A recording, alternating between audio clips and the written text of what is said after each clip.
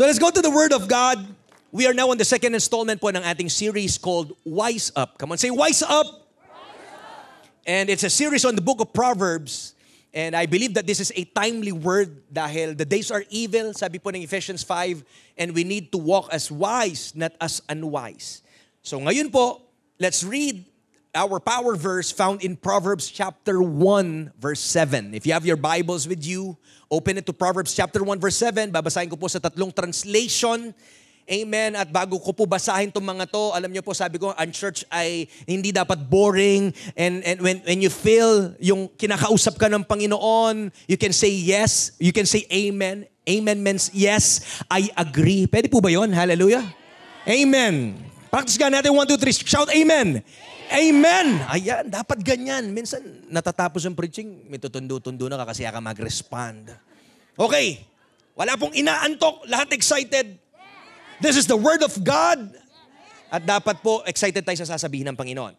Proverbs 1:7, sabi po dito sa NIV, the fear of the Lord is the beginning of knowledge, but fools despise wisdom and instruction.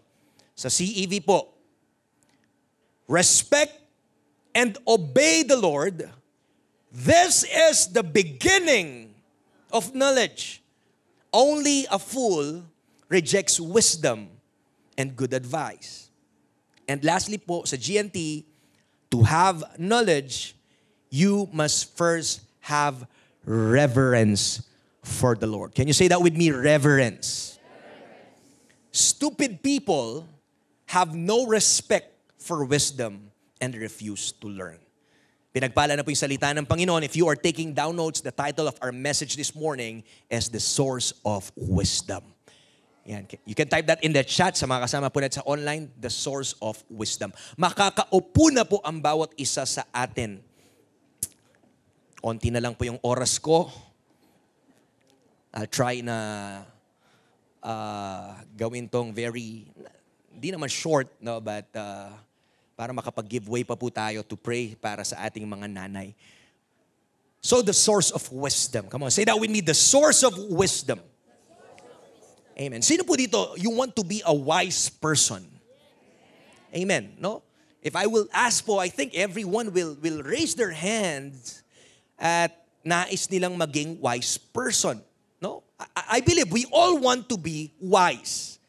And the Bible urges us to seek wisdom above all things. Sabi po ng Proverbs 16:16, tingnan niyo po yung verse na to, basahin natin. Pwede ba? 1, 2, 3, go. How much better than gold?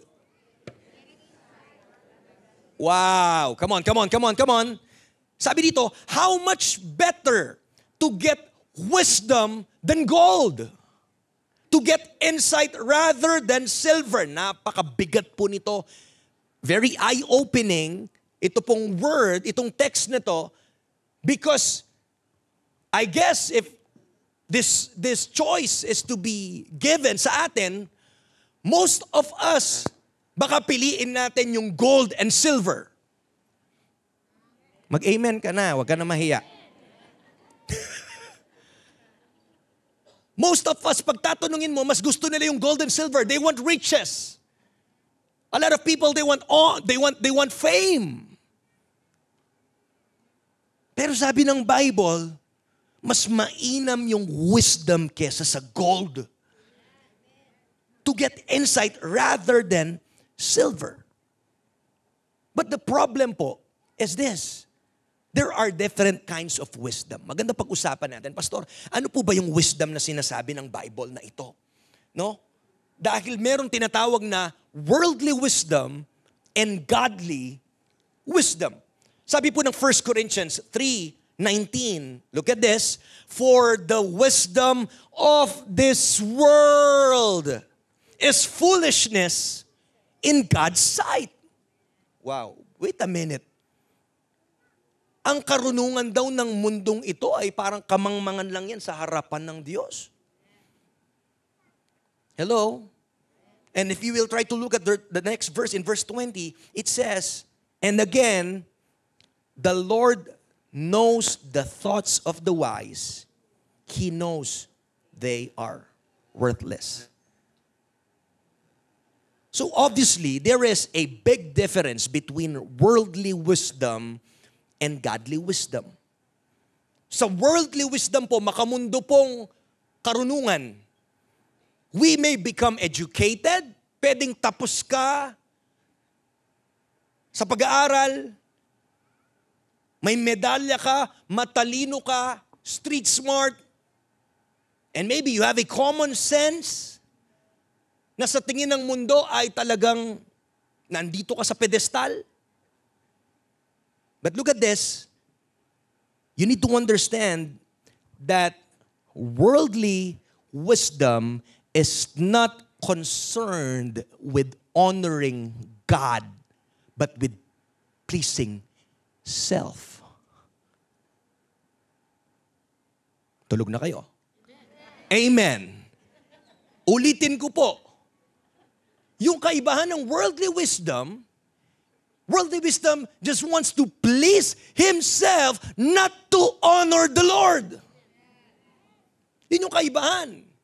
Yung lumalaki lang yung ulo, ikaw. Ikaw yung magaling. Ikaw yung madiskarte. Diploma o diskarte? Ayun. Ikaw yung matalino. Ikaw, puro ikaw, at ayaw niyang i-honor ang Diyos. He just wants to please himself. Yan ang worldly wisdom. Alam niyo po ba, lahat ng pinagkatiwala ng Panginoon sa atin, everything that the Lord has entrusted you, lahat yan, kung yan po ay nagsistay lang sa inyo, and it doesn't glorify the Lord, skills, talents, finances, abilities, lahat pong yan, if it doesn't glorify the Lord, wala pong kwenta yung mga yan. Yung business mo, that is for the glory of God. Yung trabaho mong binigay ni Lord na yan, that should be for the glory of God.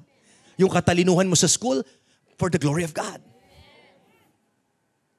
On the other hand, yung godly wisdom is, of course, it is from God and it honors God.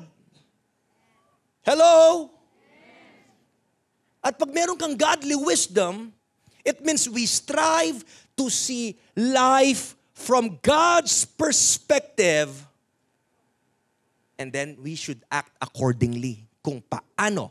Pag may godly wisdom ka, iba yung lente mo. Iba yung lens mo. Nakikita mo yung mga bagay in God's perspective.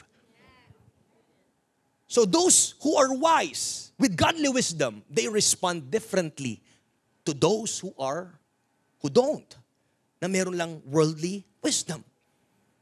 Gising pa po ba tayo? At kanina po, binasa na po natin yung text. Huwag na po nating palalimin pa yon. As it is, nandun na po sa text, sa Proverbs 1:7. Let's talk about the source of wisdom. Come on. Yung text po, very short, very concise. Nandiyan na po agad sa Proverbs 1:7a that the fear of the Lord is the beginning of knowledge. Period. Hello? Yung source ng wisdom is the fear of the Lord. I've told you last Sunday na the book of Proverbs lies ultimately dito po sa isang pundasyon na ito. Ulitin ko po, yung buong book ng Proverbs nakasandal sa isang katotohanan na ito, and that is the fear of the Lord. Are you there? The entire book is a unity built on this one foundation, the fear of the Lord. So ang tanong, Pastor, what does the phrase fear of the Lord mean? Kasi automatic po, pag narinig natin yung word na fear, yung pumapasok sa atin is, alam mo yon, yung terror, yung feeling of dread, feeling na ikaw ay talagang nangangatog, cowering fear. Tama po ba? Pero po, itong term na to, itong pong, in Proverbs 1:7, actually yung word na fear can be interpreted sa napakaraming pamamaraan, depende po doon sa konteksto. Meron po talagang fear na nakakatakot, na pag nabanggit sa Bible, talagang dread, no? Talagang takot, no? Nanginginig ka sa takot. But dito po in Hebrews, or in Hebrew, I may say, Sa original text po ng Proverbs 1 verse 7, the word fear ay tinatawag po na yirat, no? At ito po ay can be interpreted as this, that the word fear, it means reverence for God. Come on, say that with me, reverence for God. Reverence yung mataas na pagrespeto sa Diyos. Nandyan po ba tayo? Here, yung fear po, it doesn't imply being scared or terrified of God, but rather, ulitin ko po, a deep reverence, respect, and awe for God's authority and wisdom. Tama po ba? Ang New English Translation po, no? Sinasabi na the fear of the Lord is expressed in reverential submission to His will. Na yung response pala natin, if you have the fear of the Lord, yung response mo, meron kang respect and reverence, at the same time, you are willing to submit doon po sa wisdom ng Diyos. Hello? Alam niyo pong feeling pag, I don't know if you have experienced na makaharap yung isang dignitarian or mataas na tao. Do you know the feeling? Yung parang minsan may awe sa'yo kahit tao lang yun, ha? For example, mataas na tao. What if kung yung presidente, alam mo yun, in-invite kang kumain sa palasyo, talagang yun na-feel mo, yung mataas, yung respeto. Yung tao lang po yun. What more pa yung reverence natin sa banal na Diyos? Hello? Hello? Nandiyan po ba tayo? So, it's not just fear and reverence for any God. Hindi lang po to fear. Hindi lang mataas na paggalang sa sino mang Diyos. It's a fear of our God. At ito pong fear na to, at reverence pong ito, ay nakabase po sa ating relationship sa Kanya. It's like the fear of a young boy na isang batang lalaki sa kanyang mapagmahal na ama. Na alam niya, look at this, alam ng lalaki na pag may nagawa siyang masama, iko-correct siya ng kanyang mapagmahal na ama. There are a lot of prosperity teaching nowadays na sinasabi ang Diyos ay lagi lang nakangiti, hindi siya nagagalit sa'yo, nakasmile lang siyang ganyan. Na pwede mong gawin kahit anong gusto mong gawin, hindi magagalit si Jesus. I don't think so. Baka nakakalimutan natin ang sinasabi ng Bible that He disciplines whom He loves. Hello? Dinidisiplina pala ng Diyos yung mga taong mahal niya. So kung nakakaranas ka ng disiplina, ibig sabihin, mahal ka niya. Palakpakan nga po natin yung Panginoon. Hindi ka niya pinaparusahan. Yung discipline, katumbas niyan pagmamahal. Sino po dito mga magulang? Di ba? Pag magulang ka, dinidisiplina mo rin yung anak mo. Hindi dahil hindi mo sila mahal. Hindi dahil trip mo lang na pagalitan sila. But you want to discipline them, to correct them because you love them. So balikan natin, it's like the fear of a young boy sa kanyang loving father, that he knows that if he does something wrong, his father will correct him. But he also knows that his same father wouldn't hesitate to lay down his life for him. Nakuha niyo po? Ang kanyang mapagmahal na tatay, alam niya pag nagkamali siya, iko-correct siya.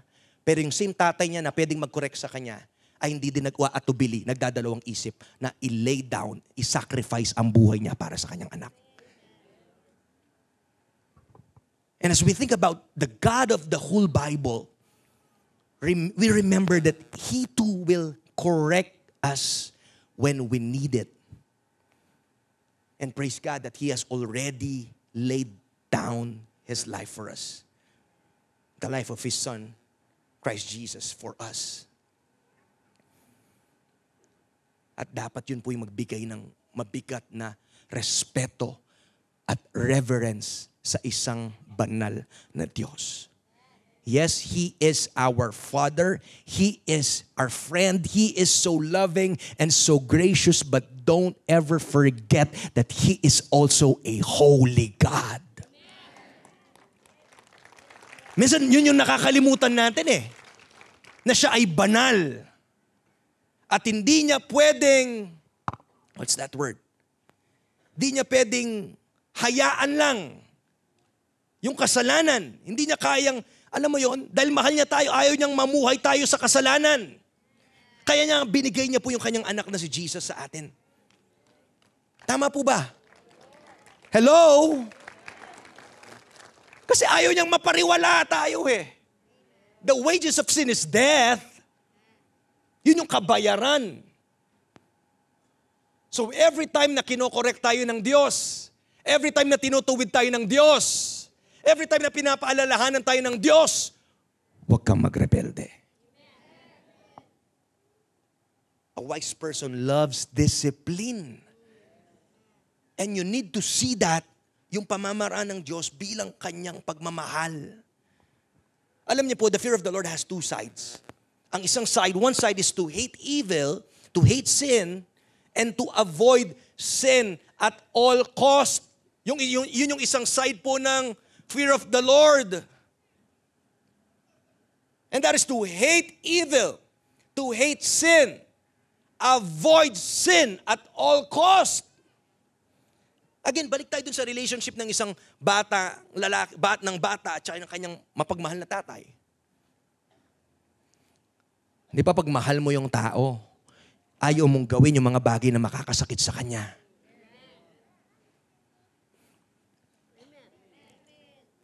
Pag lolon memupin, memuburi yung pang magulang mo, mahal mo sa buhay. Tama? You don't want to do the things that they don't want. Ganon din sa Diyos, yun po yung isang side ng fear of the Lord. Because I love the Lord, I revere Him, I respect Him, I honor Him sa buhay ko, then I am very careful how I live my life. Dahil sa pagmamahal ko sa Kanya, meron akong banal na takot na ayaw kong malungkot or masaktan ng Diyos. And as much as possible, by His grace, hindi natin kayang ituwid ang ating sarili sa ating sariling kalakasan lamang. We need ang Diyos. And the other side po is delight in doing God's will. Look at this. Gusto ko po medyo mag-pause for a while and to explain this carefully. The one side is, look at this, I will hate evil, and habang hini-hate ko yung evil, here am I should also have the delight to do God's will. Nakikita niyo po yon? You hate evil. I think the key word here is the delight. Say that word with me, delight. Ano po ibig sabihin ng word na delight?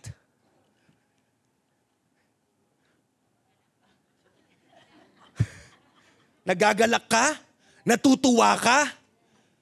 Ang tanong ko, sa lahat na nagsasabing mahal nila si Jesus, nagagalak ka ba na gawin ang kalooban ng Diyos? Joyful ka ba? Delighted ka ba? Delighted ka bang pumunta sa church every Sunday? Delighted ka bang buksan yung Bible mo? Delighted ka bang manalangin? Delighted ka bang magbigay? Ayan na naman, keeping na naman. Ay nako. Taas-taas na nga ng kuryente.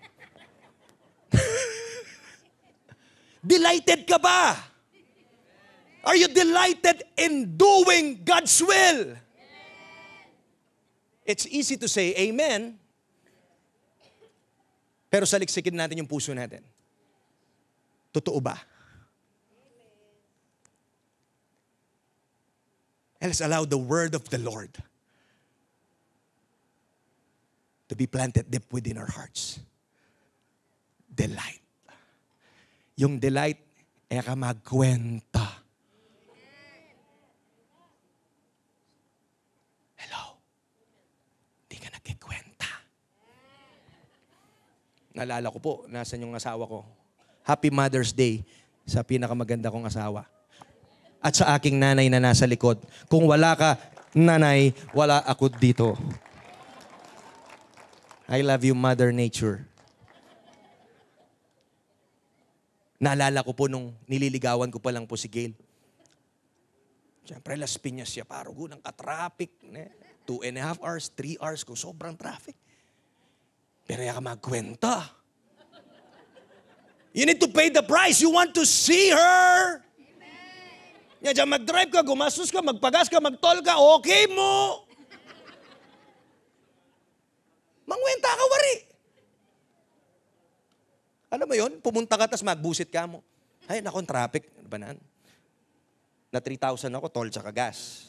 Makita ka lang, amo wari. Diba dapat delight?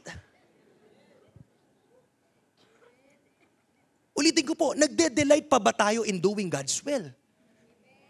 Because for some, we forget that we should be delighting.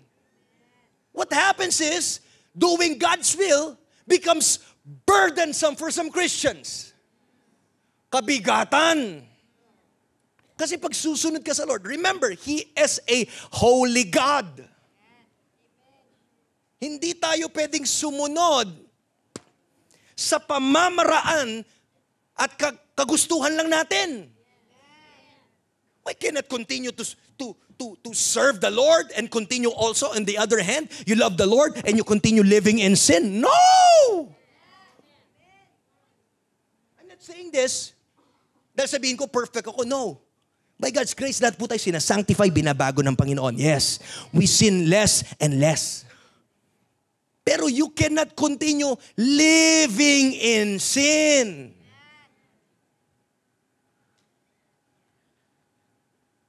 Gusto ko pong magtagal ng onte, mag-pause po dyan. Isipin nyo. Kasi kung delighted ka, may pinapasuko si Lord sa'yo.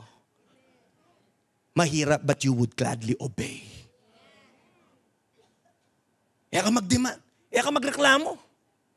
Lord, sinuko ko na nga. Gana-gana na, Lord. Ngano pang puri mo kimpi ako? Eh ako lugi ganyan. Minsan ganyan tayo nag-aak sa Diyos eh. Lord, kinuha mo na lahat, wala na. Hindi ka na nagde-delight. If you want to follow me, sabi ni Jesus, you need to carry your cross. You need to deny yourself and follow me. So kahit umiiyak ka, kahit mabigat, kahit mahirap, kahit ang daming pinasuko ng Panginoon sa'yo, you need to be delighting in obeying the Lord, in obeying His commands, because you know that everything that you have left for God is all worth it na sundin mo siya. Palakpakan mo si Lord. Come on. Come on. If you believe na yung iniwan mo, mas matindi pa sa ibibigay ng Panginoon. Come on, come on. Woo! Yun eh.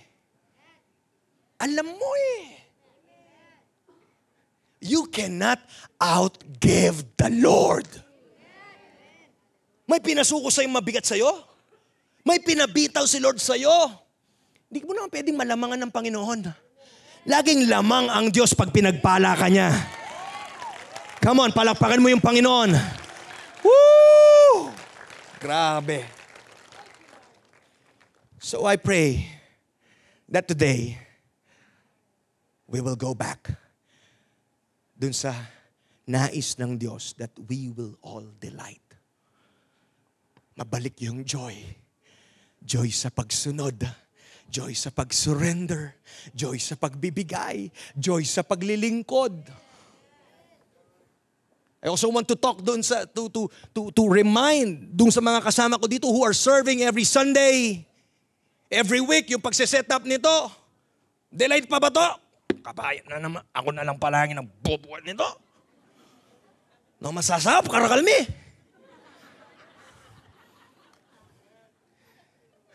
Nagde-delete ka pa ba? Are you being faithful in the small things that you do for God? Because you understand that everything that you do for Him is just a privilege. Pribilehiyo na paglingkuran mo ang Panginoon. Kaya kayo po, mag-serve kayo kay Lord. Kaya kayo mong makaluklukin. I'm encouraging you. Pastor, anong gagawin natin? Babaliktad ba natin tong stage na to? Para saan ba yung muscles mo? For the glory of God. Oh. Di ba? Mas masarap po, sama-sama tayo naglilingkod. Sayang yung mga ngiti nyo. Sayang yung kapogian mo, yung ganda mo. No, nakatayo ka dun sa labas. Ngumingiti ka, grabe. Kahit walang balak magsimba, napapasimba.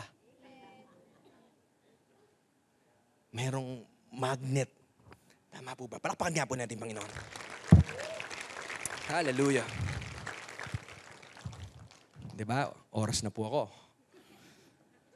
So again, to hate evil, but habang lumalayo ka sa kasalanan, pag sumusunod ka, yes, again, hindi po madali. There's a price to pay. But dapat po meron tayong puso na masayahin. Psalm 112 verse 1, look at this. Blessed are those who fear the Lord, who finds great delight in His commands. Ikaw ngang igaping pengari eh. Ikaw magulang natutuwa ka, susunod yung anak mo, pero magdabugya.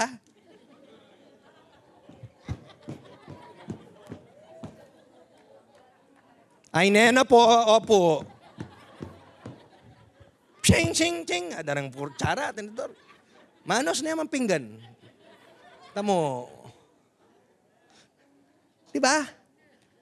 Ikaw nga ayaw mo eh. Then ba't natin iniisip na ang Diyos gusto niyang tanggapin yon? Diba? Again, not in our own terms. May sarili pong term ang Panginoon.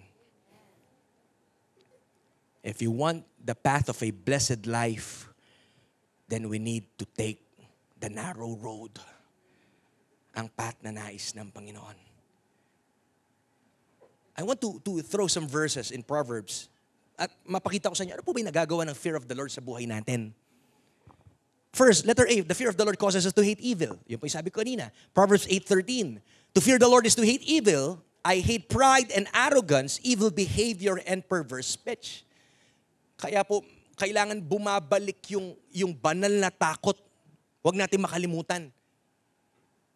Kasi po, pag wala na tayong takot sa Diyos, pag yung takot mo sa Diyos ang nawala, hindi ka na rin takot na gawin ang ibang bagay. Yun ang nakakatakot. Pag ang takot mo sa Kanya nawala, hindi ka na rin takot magkasala. Letter B, fear of the Lord prolongs life. Grabe. Sino dito gusto mahabang buhay? Pastor na ako, bisang mamahid kuryente. Kumusta po yung mga kuryente nyo? Nagtaasan po ba?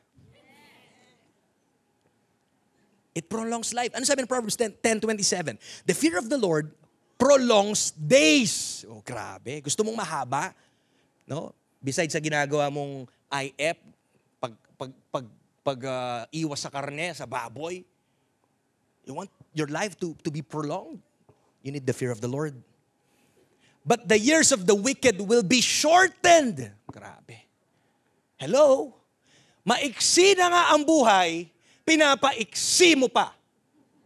Because you're not being wise. For example po, no? Ayoko pong, sasabihin ko po ito, hindi ko pinapangunahan ng Panginoon, and I'm not saying na alam ko yung will ni Lord sa buhay ng bawat tao. I just want to give that example for example, yung mga tao po na, alam mo yon, minsan, bata pa lang, kabataan, then nakakalungkot, may mga balita, biglang na-aksidente. I'm not saying na, Pastor, hindi mo alam kung will ni Lord. Or hindi po. What I'm saying is, katulad ng bata pa lang, nasayang yung buhay because, maiksi ng buhay, napaiksi pa. Kasi po, minsan nawawala yung fear of the Lord. Katulad nun, lango sa alak, nagmaneho, na-aksidente. Yun po yung parang sinasabi ko na, come on, we're not being wise kung paano natin i-spend yung buhay natin. Maiksi na nga, papaiksiin mo pa. Kasi po, we have an enemy, John 10:10, who is there to steal, kill, and destroy. Gusto kang patayin, pagnakawan, siraan ng dyablo. And if you will not be wise, sabi nga again, the days are evil. Mahirap na po yung panahon ngayon. Yung kaaway po, tuso, 24/7, magobraya. Gumagalaw ang kaaway, 24/7, manira, magwasak. Bakit hayaan mo pang mapaiksi yung buhay natin? Hello? So we need to honor the Lord even po sa mga ginagawa natin, sa katawan natin. Everything, let's honor the Lord para ma-prolong po yung buhay natin. Tama po ba? I hope and pray na magkaroon po ng malalim na conviction ngayon. Anything, look at me, anything po na ginagawa natin sa katawan natin na hindi na po na-honor at nag-glorify si Lord, tigilan na po natin ito. Hello? Hello? I want to be very bold at this. Tigilan na po natin. Huwag nating abusuhin yung katawan natin.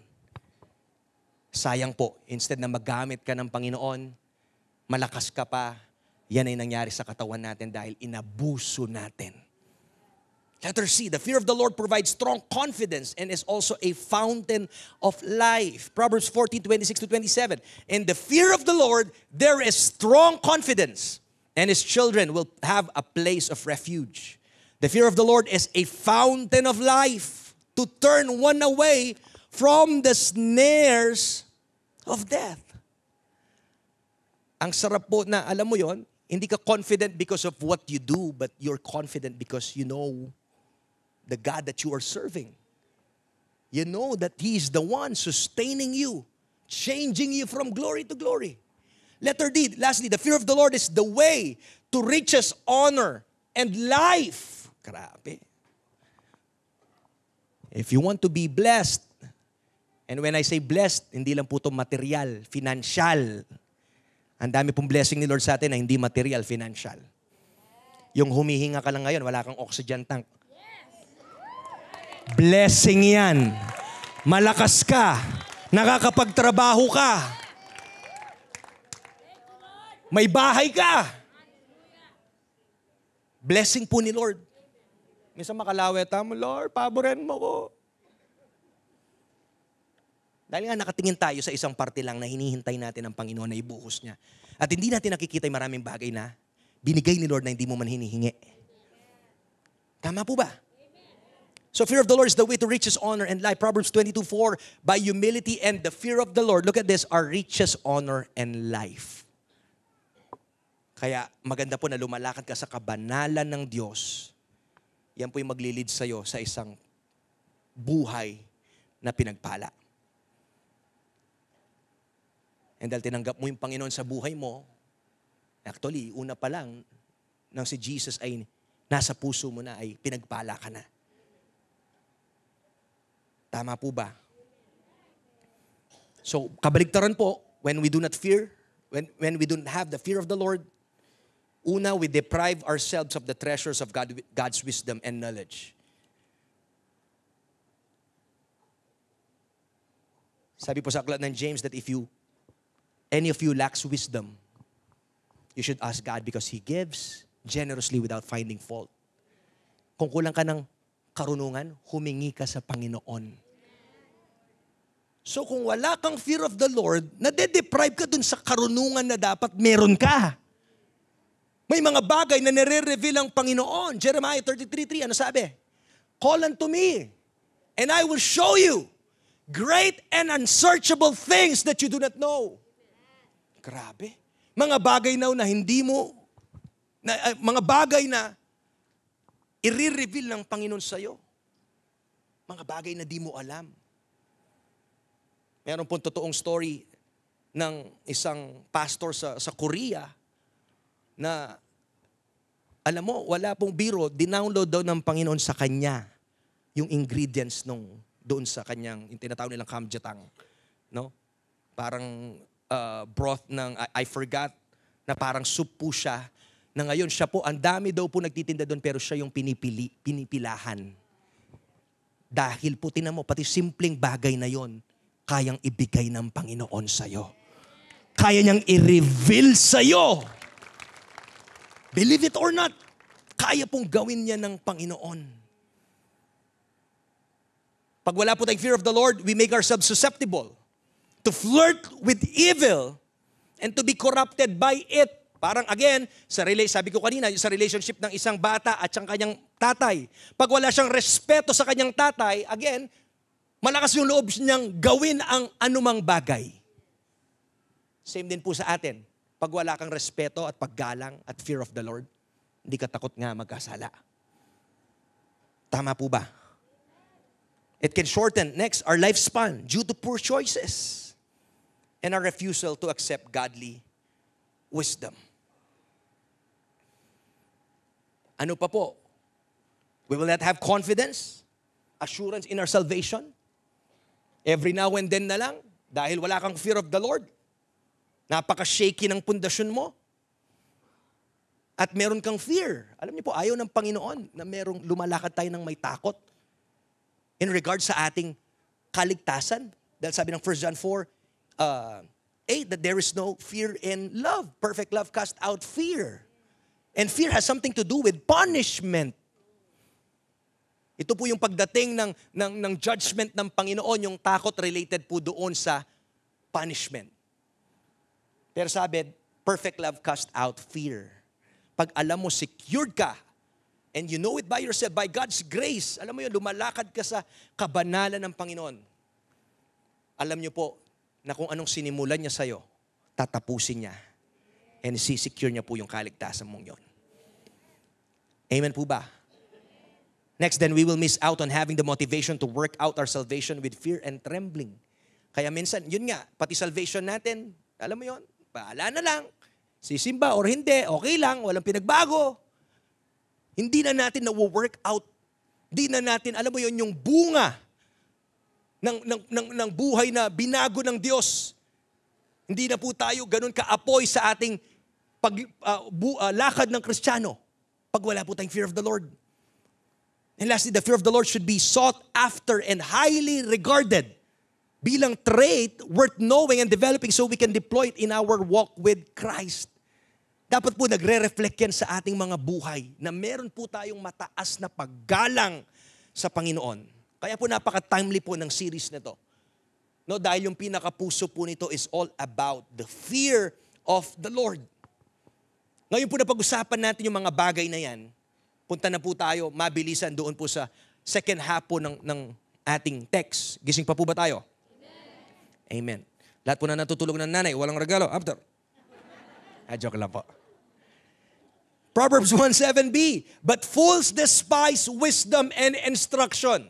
Kung the fear of the Lord is the beginning of wisdom, then ibig sabihin, if you want to become wise, then you need to have the fear of the Lord. Pero kabaliktaran, ang taong mangmang daw despises wisdom and instruction.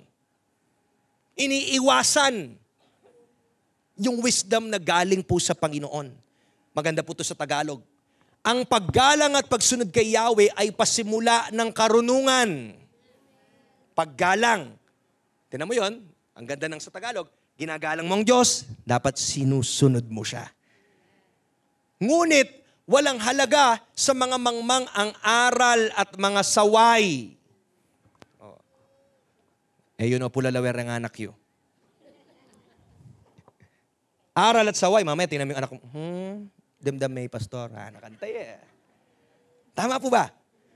Sa taong mangmang daw po, walang halaga ang pagsasaway at ang aral. In short, again, fools despise wisdom. Kanina tinanong ko po if we want to be a wise person. Lahat po siguro sa atin sasabihin, yes, I want to be a wise person. But let's pause for a while at assess po natin, tayo po kaya na sinasabi natin gusto natin maging wise, ina-accept ba natin ang wisdom ng Diyos?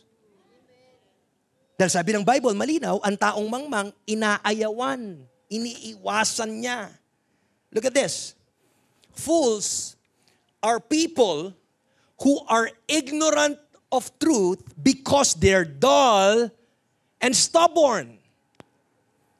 Their problem isn't a low IQ or poor education. Hindi po dahil wala siya natapos, bababa yung pinag-aaralan niya, hindi yun yung problema eh. Their problem is a lack of spiritual desire to seek and find God's wisdom. Ang wisdom po ng Panginoon ay available para sa lahat. Aren't you glad? Come on. Palakpakan nga po natin yung Panginoon. Available. Ganun ka-generous ang Diyos. His wisdom is available to all.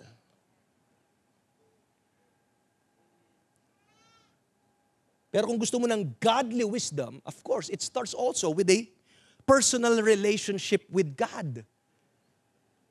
Hindi mo pwedeng gusto mo lang ng wisdom, after mo makuha yung wisdom, lalakad ka sa sarili mong pamamaraan. No.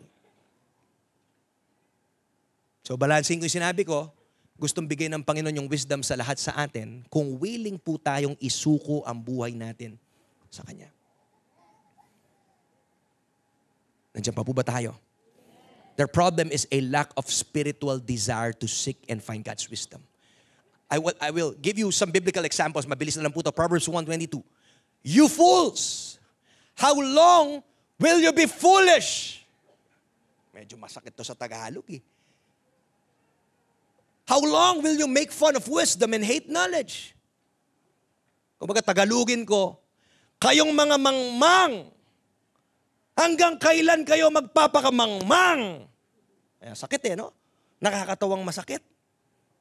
Kumbaga lumakad ka na, ang tagal mo na sa ganyan, paikot-ikot ka na lang, hanggang kailan ka magiging ganyan? Available yung wisdom ni Lord, hanggang kailan mo didiskartihin yung sarili mong buhay at hindi ka makikinig sa Panginoon? Medyo masakit ata yan, Pastor.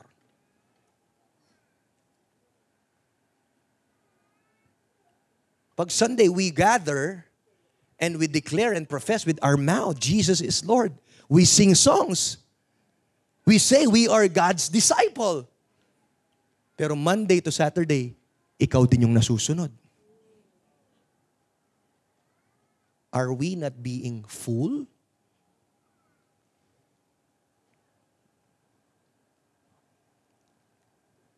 Hindi po kaya tayo nagiging mangmang nun?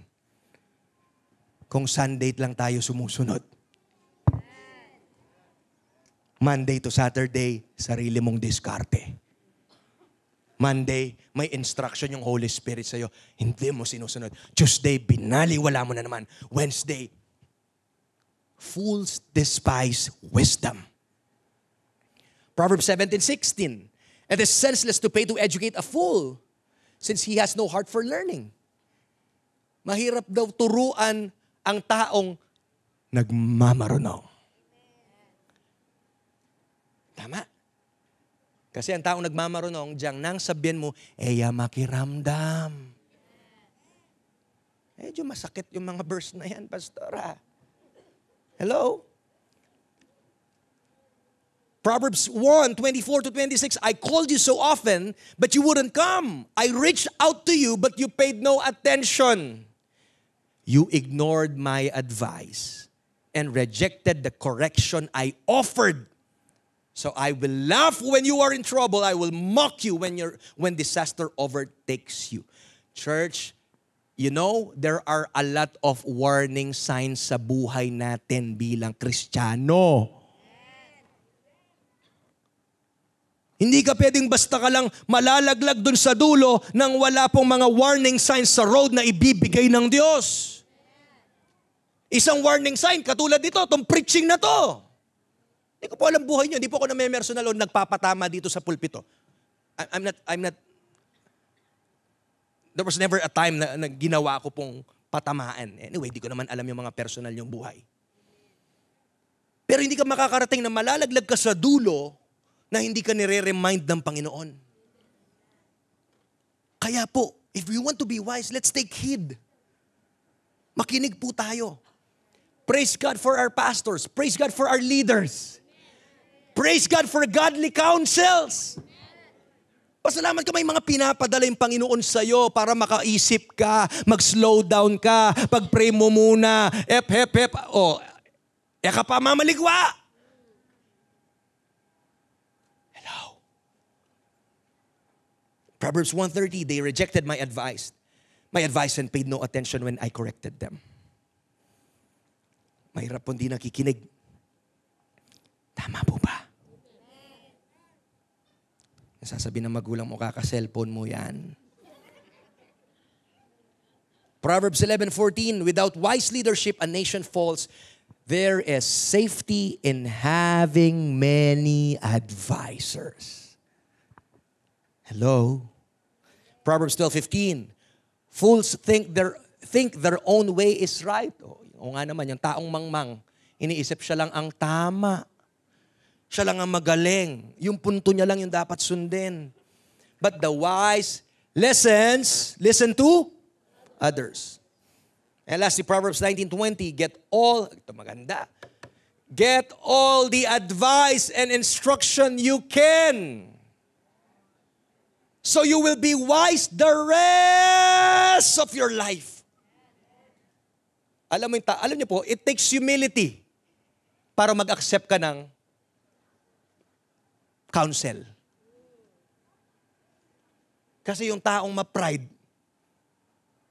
tingin niya, siya lang tama. Ba't ko papakinggan to? Bata lang to. Papunta ka pa lang. Ito, makiramdam ko kaya ka. Pride. Ayaw makinig. Ayaw mapahiya. Ayaw tanggapin na siya din kailangan niya ng counsel.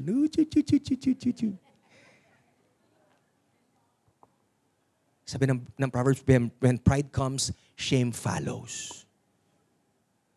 Simula ngayon, tayong lahat dapat marunong na tayong makinig. Mga asawang lalaki, Mother's Day ngayon, marunong kang makinig. Sa asawa mo babae. Hindi lang ngayon. Araw-araw. Ako po, naranasan ko po yan, even po sa mga decisions sa church or what. Magko-confirm po siya lagi sa asawa ko. Kaya po binigay na helpmate ng Panginoon yung asawa mo para makatulong mo. Hello? Sino po dito na-appreciate nilang kanilang asawa? Tumulong sa'yo, hindi maging katulong mo, ha? Panimpla mo ng kape? Na yung chinelas ko. Gawa ng katulong. So as I end, paket na po sila, may ibig sabihin na po yan. Look at me, as I end, don't play the fool, but let us be willing to seek. Lahat po ng tingin sa akin. Don't play the fool. Huwag kang magpakamangmang. Kaburi mo namang, tinan mo. Lastly, naalala ko lang. Hindi ba kamangmangan yung nadapa ka na ng ilang beses dyan, madadapa ka na naman? May sakab na ka. May sakab na ka na naman ba? Yan sinasabi kanina, hanggang kailan ka magpapakamangmang? May sakab na ka na naman. Ay. Lord, alisin mo yung espiritu ng kamangmangan.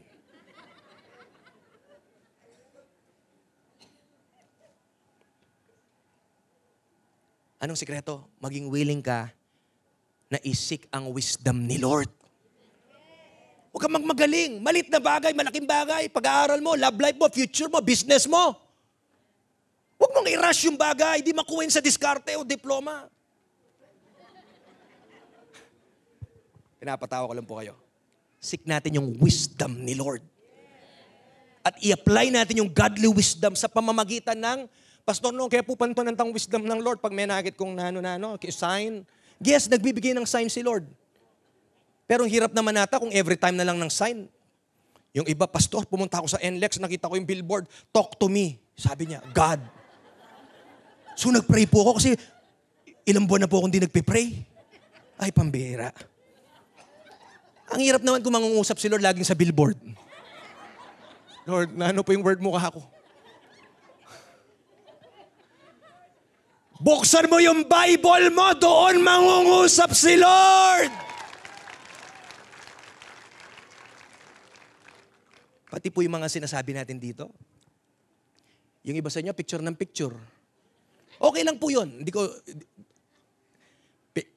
Yung nangyayari naman, picture, then post sa Facebook. Mukhang nakaka-bless, no? Yung mahirap nun, kung pinost mo sa Facebook, tapos hindi tumanim sa puso mo. Yung lumalalim si Facebook. Ikaw, simba ka ng simba. Ang dami mong screenshot, ang daming picture post, yung cellphone mo, puro na lang ng verses. Hindi natatanim sa puso mo. Eh, yung problema natin. So magpakatalino po tayo. Paano nangungusap si Lord? Paano mo masisik yung wisdom ni Lord? Saan sa? Sa Bible.